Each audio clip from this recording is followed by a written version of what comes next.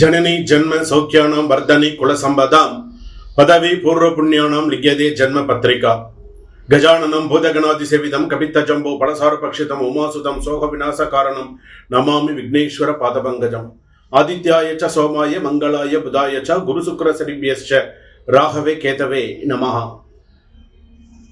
உலகெங்கும் வாழக்கூடிய next gen நேயர்கள் அனைவருக்கும் வணக்கம். நான் உங்கள் டாக்டர் ராஜ்குமார் சிவாச்சாரியார் பேசுகிறேன். தற்பொழுது நாம் பார்க்கக்கூடியது கார்த்திகை மாத 12 ராசி பலன்களை நம்ம பார்க்க போறோம்.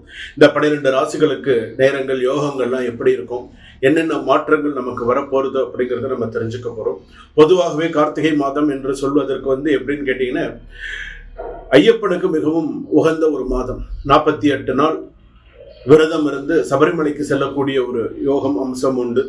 சில பேர் அதை தொடர்ந்து செய்யக்கூடியவர்கள், அதாவது ஐப்பசி மாசமே மாலை போட்டு கார்த்திகை மாதம் முழுவதும் விரதம் இருந்து செல்பவர்கள் இருக்கிறார்கள். அதே போல இந்த கார்த்திகை மாதம் என்று சொல்லக்கூடியது கார்த்திகை சோமவாரம் என்று சொல்லக்கூடிய சிவபெருமானுக்கு உகந்த ஒரு மாதமாக அமைகிறது. கார்த்திகை சோமவாரம் எல்லா ஆலயங்களிலும் சங்காபிஷேகமானது தொடர்ந்து எல்லா ஆலயங்களிலும் திங்கட்கிழமையில சாயங்காலத்துல அவரவர் சக்திக்கு ஏற்ப நடைபெறும். அவரவர் சக்திக்கு ஏற்ப ஒரு 108 சங்காபிஷேகம், 1008 சங்காபிஷேகம், 10,008 சங்காபிஷேகம் ஹோமத்தோடு நடைபெறுகிறது. உபயமாகவே எல்லாரும் எடுத்து செய்யக்கூடிய அளவுக்கு உண்டு. அப்போது இந்த 12 ராசிகள், இந்த ராசி கட்டங்கள், ராசிகள்லாம் எப்படி இருக்கு, 12 ராசிகள் என்னென்ன சொல்றது அப்படிங்கறத நம்ம பார்க்க போறோம். 12 ராசிகளுக்கான பலன்கள் அப்படின்னு சொல்லும்போது கார்த்திகை மாசத்துல எந்தெந்த ராசி என்னென்ன கட்டத்துல இருக்கு அப்படிங்கறத நம்ம பார்க்கிறோம், எந்தெந்த கிரகங்கள் இருக்கு அப்படிங்கறத நம்ம பார்க்க போறோம். பொதுவாகவே பாத்தீங்கன்னா இந்த மேஷத்துல பாத்தீங்கன்னா கிரகங்கள் கிடையாது. ரிஷபத்துல, மிதுனத்துல, கடகத்துல பாத்தீங்கன்னா குரு, அதே போல சிம்மத்துல ஜாதகத்துல கேது, கன்னியில கிரகங்கள் கிடையாது. துலாம்ல புதன், சுக்ரன், சந்திரன், அதே போல அடுத்ததாக பாத்தீங்கன்னா விருச்சகத்துல பாத்தீங்கன்னா சூரியன், செவ்வாய், தனுசு, மகரம், கும்பத்துல பாத்தீங்கன்னா ராகு, சனி, மீனத்துல கிரகங்கள் கிடையாது. இந்த அமைப்புல தான் இருக்கு. அப்போ இந்த ராசி பலன்கள் அப்படின்னு சொல்லும்போது இதை வைத்து 12 ராசிகளுக்கு இந்த கார்த்திகை மாதம் எப்படி இருக்கும், உங்களுடைய பிளஸ் மைனஸ் எல்லாம் எப்படி இருக்கும் அப்படிங்கறது நம்ம தெரிஞ்சுக்க போறோம். வாங்க வீடியோக்குள்ள போலாம். வீடியோ கடைசி வரைக்கும் ஸ்கிப் பண்ணாம பாருங்க. அப்பதான் நான் என்ன சொல்ல வந்திருக்கேன், என்ன சொல்லியிருக்கேன், என்ன ஸ்லோகம் சொல்லி கொடுத்திருக்கேன், என்ன விஷயங்கள்லாம் உங்களுக்கு சொல்லியிருக்கேன் அப்படிங்கிறது உங்களுக்கு தெரிய வரும். கும்பராசி நேயர்களே, கும்பராசிக்கு கார்த்திகை மாதமானது எப்படி இருக்கு, கார்த்திகை மாசத்துல நம்ம என்னென்ன பண்ணணும், பலன்கள் எப்படி இருக்கும், என்னென்ன செய்யணும் செய்யக்கூடாது என்று பார்க்க போறோம். ஒவ்வொரு ராசிக்கும் நம்ம பார்த்துட்டு இருக்கோம் என்னென்ன ராசிக்கு என்னென்ன பலன்கள் அப்படின்னு. அதுல பார்க்கக்கூடிய விஷயத்துல இன்றைய தினம் பாத்தீங்கன்னா வழிபாடுகள் அப்படின்னு எடுத்துக்கணும். என்னென்ன வழிபாடுகள் நம்ம செய்யணும் அப்படிங்கிறது. பொதுவாகவே கும்பராசி பொறுத்தளவுக்கு நிறைய பாஸ்ட் எடுத்துட்டோம் அப்படின்னு சொன்னா, கும்பராசி பொறுத்தளவுக்கு ஏற்கனவே ஜென்ம சனி, அதுக்கு முன்னாடி உள்ளதெல்லாம் பாத்தீங்கன்னா நிறைய பிரச்சனைகளை நிறைய சந்திச்சுட்டு தான் இருந்தீங்க, இல்லைன்னு சொல்ல முடியாது. இன்னைக்கும் ராசியில பாத்தீங்கன்னா ஜென்ம சனி, ஜென்மத்துல ராகு. பொதுவாகவே வாக்கிய பஞ்சாங்க முறைப்படி எடுத்துட்டோம்னா நமக்கு அடுத்த வருஷம் தான் நமக்கு சனி பயிற்சி. அடுத்த வருஷம் அப்படிங்கும்போது மார்ச் மாதம் 6ஆம் தேதி தான் நமக்கு சனி பயிற்சி. அந்த சனி பயிற்சி நமக்கு நிறைய நல்ல விஷயங்களை நமக்கு கொடுக்கக்கூடிய சனி பயிற்சியாக அமையும். அந்த சனி பயிற்சி வரைக்கும் கொஞ்சம் கவனமா இருந்துக்கோங்க. ஏன்னா இப்போ மார்ச் 6ஆம் தேதி அப்படின்னு சொன்னா இப்போ ஆல்மோஸ்ட் இப்போ நவம்பர்ல இருக்கும். டிசம்பர், ஜனவரி, பிப்ரவரி, இந்த ஒரு 3 மாசம் நீங்க கொஞ்சம் கவனமா இருந்தீங்க அப்படின்னு சொன்னா அடுத்தடுத்து உங்களுக்கு மாறும். அடுத்தது மீன ராசிக்கு ஜென்ம சனியாக வரும்.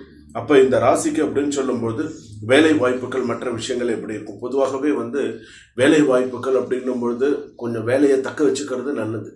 வெளிநாட்டில் இருந்தாலும் சரி, உள்நாட்டில் இருந்தாலும், தனியார் துறையில இருந்தாலும் வேலையை தக்க வச்சுட்டு வேலையில ஓரளவுக்கு கொஞ்சம் ஸ்திரப்படுத்திட்டு இருக்கிறது நல்லது. நிறைய தொல்லைகள் வரும், இருந்தாலும் எல்லாத்தையும் கொஞ்சம் அட்ஜஸ்ட் பண்ணி போகணும். அரசாங்க உத்தியோகத்தில் இருப்பவர்களுக்கு தேவையற்ற சில வீண் இடமாற்றங்கள், பிரச்சனைகள்லாம் வரும், கவனமா இருங்க. அதே போல அடுத்ததாக பாத்தீங்கன்னா சொந்த தொழில் செய்பவர்களுக்கு நல்ல சிறப்பா இருக்கும். சொந்த தொழில் என்ன மாதிரியான தொழிலாக இருந்தாலும் சொந்த தொழில் கொஞ்சம் கை கொடுக்க அகலக்கால் வச்சுட்டு போக வேண்டாம். எதுவுமே நிதானிச்சு செஞ்சீங்க அப்படின்னு சொன்னா நல்லது. அவசரப்பட்டு நிறைய நீங்க சில விஷயங்கள் பண்ணும்போது கஷ்டமா இருக்கும். அதனால எதுலையும் நிறைய பெரிய முதலீடுகள் பண்ணாம சிறுக சிறுக முதலீடு பண்ணி சிறுக சிறுக சில விஷயங்கள் பண்ணினீங்க அப்படின்னு சொன்னா உங்க ராசிக்கு நல்லா இருக்கும். அடுத்ததாக பாத்தீங்கன்னா வீட்டுல கணவன் மனைவி அப்படின்னு எடுத்துக்கும் போது ஒற்றுமை பலமாக இருக்கும். வீட்டில் நிம்மதி மற்றும் ஒத்துழைப்பு அதிகரிக்கும். பழைய குடும்ப பிரச்சனைகள் தீர்ந்து மன அமைதி கிடைக்கும். அதே போல தூரத்தில் இருந்த உறவுகள் மீண்டும் இணையக்கூடிய சூழ்நிலைகள் இருக்கும். மூத்தோர் ஆசீர்வாதம் உங்களுக்கு பாதுகாப்பு, குழந்தைகளின் மகிழ்ச்சி, நற்செய்திகள், நிறைய நல்ல விஷயங்கள் எல்லாம் நடக்கும். கணவன் மனைவி பந்தம் அப்படின்னு சொல்லும்போது நல்ல சிறப்பாக இருக்கும். சில பேர் வந்து பார்த்தீங்கன்னா சின்ன சின்ன மிஸ் அண்டர்ஸ்டாண்டிங்கை கூட பெருசாக இருக்காம பேசி எதுவாக இருந்தாலும் சில விஷயங்கள் இது பண்ணினீங்க அப்படின்னு சொன்னால் அண்டர்ஸ்டாண்டிங் கெப்பாசிட்டி இருந்தது அப்படின்னு சொன்னால் சிறப்பு. அதே போல வேலை பளு அதிகமாக தான் இருக்கும். உங்கள் முயற்சி வீண் போகாது. உங்கள் மேலதிகாரிகள் உங்களை பாராட்டுவார்கள். உங்களுக்கு மேலே இருக்கக்கூடிய கூப்பிட்டு நல்ல செய்திகள், நல்ல ப்ரொமோஷன்ஸ், அடுத்தடுத்து ஏதாவது நல்ல விஷயங்கள் கண்டிப்பாக நடக்கும். புதிய பதவி அல்லது சலுகை வரத்துக்கான வாய்ப்புகள் நிறையா இருக்கும். தொழிலில் கூட வந்து பார்த்தீங்கன்னா உங்களுடைய புத்திசாலித்தனம் வெற்றியாக அமையும். பண செலவுகள் அதிகரித்தாலும் வருமானம் நிலைத்திருக்கும் அப்படின்னு சொல்லலாம். புதிய முதலீடுகள் அல்லது வங்கி கடன் தொடர்பான நன்மைகள் கிடைக்கும். பழைய கடன் மற்றும் ஒரு பகுதி முடியும். நிதிநிலை மெதுவாக உயர்ந்து வரும். ஒரு பாதியில் ஒரு கால்வாசியாவது கொஞ்சம் கொஞ்சமாக ஒரு கடன் அடைக்கணும் அப்படிங்கிற ஒரு எண்ணம், சில விஷயங்கள்லாம் கொஞ்சம் கொஞ்சமாக முடிச்சுட்டே வருவீங்க. மனம் சோர்ந்திருந்தால் கொஞ்சம் மன தடுமாற்றங்கள்லாம் இருந்தது அப்படின்னு சொன்னால் காதல் விஷயத்தில் கொஞ்சம் கவனமாக இருக்கணும். அதே போல் திருமணத்திற்கான நல்ல பேச்சுவார்த்தைகள் திறக்கும். ஒற்றை மனசு இணையான ஒரு சந்திக்கக்கூடிய புதிய மனிதரை சந்திக்கக்கூடிய நல்ல வாய்ப்புகள், நல்ல விஷயங்கள் இருக்கும். மன அமைதி அதிகரிக்கும். குடும்பத்தில் சமரசம் உருவாகும். புதிய வேலை வாய்ப்பு கிடைக்கும். பணியிடத்தில் நிறைய மரியாதை, ஊக்கம், மரியாதை இருக்கும். அதே போல வந்து பார்த்தீங்கன்னா சிலரின் பொறாமை, தடை செயல்கள், அதே போல தாமதம் ஏற்படும். சில பணிகளில் பொறுமை தேவை அப்படின்னு சொல்லியிருக்கு. அதே போல காத்திருப்பு தாமதம் இல்லை, காத்திருந்தால் சில விஷயங்கள் நீங்கள் காத்துட்டு இருக்கீங்கன்னு சொன்னால் தாமதமான அதுக்காக பயப்பட வேண்டாம். உங்களுடைய சில விஷயங்கள் சரியாக வரும். நரம்பு வலி, தூக்கமின்மை, மனசோர்வு வர வாய்ப்பு. சாயங்காலம் சிறிது நேரம் கொஞ்சம் ஈவினிங் டைம்லலாம் டைம் கிடைக்கும் போது ஒரு 10 நிமிஷம் 15 நிமிஷம் தியானம் பண்ணுறது நல்லது.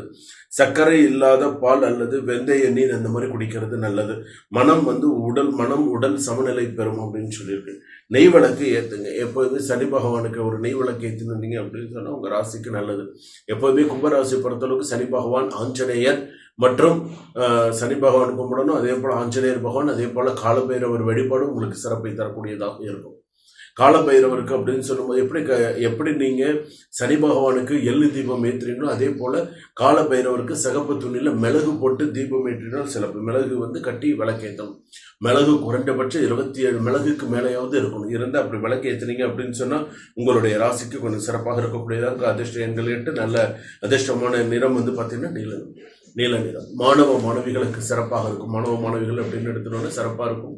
படிப்பு நன்னா அதிகமாக இருக்கும், நன்னா இருக்கும். மார்க்ஸ் எல்லாம் நிறைய ஸ்கோர் பண்ணக்கூடிய சூழ்நிலைகள் இருக்கும்.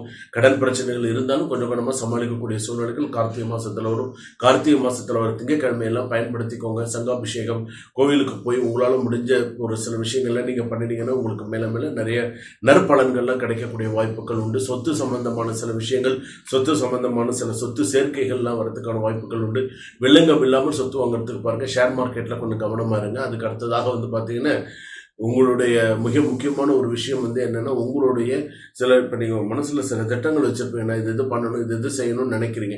அந்த திட்டங்களை பொறுத்த அளவுக்கு கொஞ்சம் பார்த்து என்ன செய்யணும் அப்படிங்கிறத கொஞ்சம் யோசித்து செய்யுங்க. விவாகரத்து சம்மந்தமான சில விஷயங்கள் கொஞ்சம் நிலுவையில் இருக்கும்.